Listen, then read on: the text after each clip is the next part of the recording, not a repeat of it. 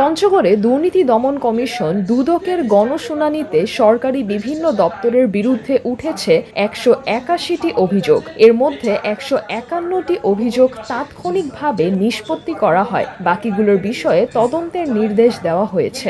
অধিকার করা হয়েছিল সেটার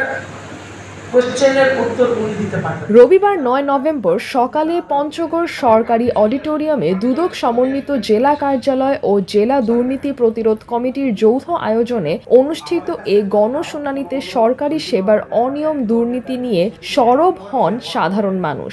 অনুষ্ঠানে প্রধান অতিথি ছিলেন দুদক কমিশনার তদন্ত মিয়া মোহাম্মদ আলী আকবর আজিজি।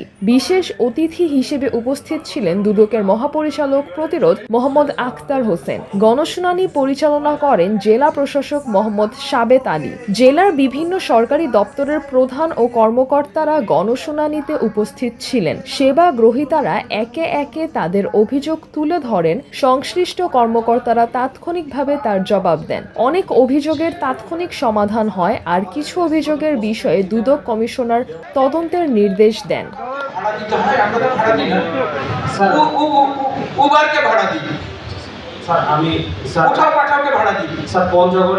গণশুনানিতে অংশগ্রহণকারীরা বলেন, বছরের পর বছর ধরে ভোগান্তির যে অভিযোগগুলো তারা মুখে মুখে বলেও প্রতিকার পাননি, সেগুলো আজ সরাসরি তুলে ধরতে পেরে তারা স্বস্তি পেয়েছেন। দুদকের এমন উদ্যোগের ফলে জনগণ সেবার ন্যায্য অধিকার পেতে নতুন আস্থার জায়গা খুঁজে পাচ্ছেন।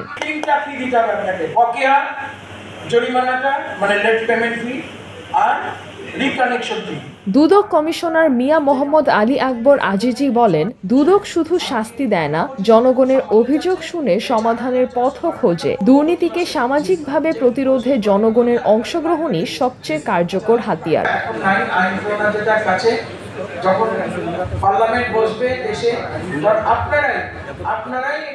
গণশুনানি শেষে দুদক কর্মকর্তারা আশ্বাস দেন, পঞ্চগড়ে প্রাপ্ত সব অভিযোগ গুরুত্ব সহকারে তদন্ত করে যথাযথ ব্যবস্থা নেওয়া হবে। পঞ্চগড়ে দুদকের গণশুনানিতে জনতার সরব উপস্থিতি ও তাৎক্ষণিক প্রতিকারের উদ্যোগে সর্বত্রই দেখা গেছে স্বস্তি, সন্তোষ ও নতুন প্রত্যাশার সুর।